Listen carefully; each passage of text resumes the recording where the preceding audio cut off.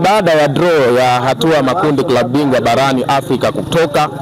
Ikumbuke kwamba Tanzania ndio nchi pekee iliyopeleka timu 4 katika mashindano hayo, ambapo timu 2 zinashiriki klabu bingwa barani Afrika na timu 2 zikishiriki kombe la shirikisho barani Afrika, huku Simba na Yanga ikiwakilisha Tanzania katika mashindano ya klabu bingwa barani Afrika, lakini Singida Big Stars pamoja na Azam Football Club ikiwakilisha nchi katika mashindano ya shirikisho. Nipo kitaa kupata maoni ya mashabiki baada ya hatua hiyo ya makundi. Kiangalia timu ambazo zimepangwa na klabu yetu ya Yanga ni timu ambazo ni giant, ni timu zenye uwezo, lakini hatuwezi kuweka chini timu yetu Yanga kwa sababu tunaamini ya kwamba usajili tuliofanya ni usajili mzuri, lakini pia tayari tuna kocha ambaye tayari tumemleta.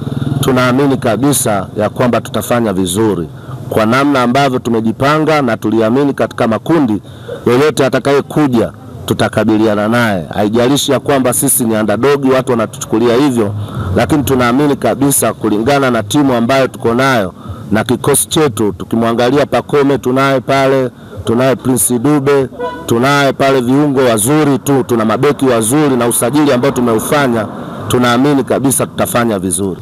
Timu zote ni nzuri, timu zote ni nzuri, na zaidi tukimwangalia Al-Ahly ya kwamba tayari ameshakuwa na ana uzoefu mkubwa kwenye haya mashindano na amekuwa akifanya vizuri mara kwa mara, ni bingwa mara kadhaa. Kwa hiyo tunaamini katika hilo ya kwamba ambayo timu tunaiofia sana ni hiyo, lakini pia tunaweza tusidharau hizi timu ambazo tumepangwa nazo. Kwa mfano hii ambayo inatoka Morocco ni timu nzuri ambayo imeshafanya mambo makubwa kule. Mpaka sasa hivi ni timu ambayo ilishachukua ubingwa hapa karibuni kwenye ufunguzi wa ligi, umeona. Kwa hiyo tukiangalia mpaka hapo tunaamini kabisa kwamba tunapambana na kundi letu ni gumu, lakini bado hata hivyo tutapambana kwa uwezo wetu.